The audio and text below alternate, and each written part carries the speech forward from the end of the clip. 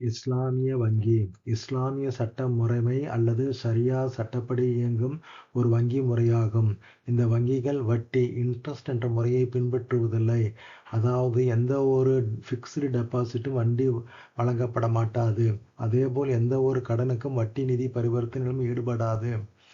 பகிர்ந்து கொள்ளல் இஸ்லாமிய வங்கிகள் லாபம் மற்றும் நஷ்டத்தை வாடிக்கையாளர்களுடன் பகிர்ந்து கொள்கின்றன.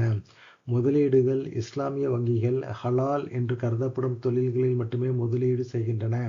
வாடிக்கையாளர்கள் வங்கி மூலம் பொருட்களை வாங்கி கட்டணமாக செலுத்தலாம். லாப விகிதம் மார்க்அப் மட்டும் சேர்க்கப்படும்.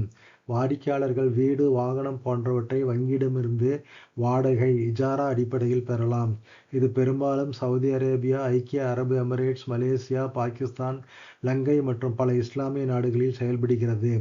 இந்தியாவில் சில மாநிலங்களில் இஸ்லாமிய நிதி நிறுவனங்கள் செயல்படுகின்றன.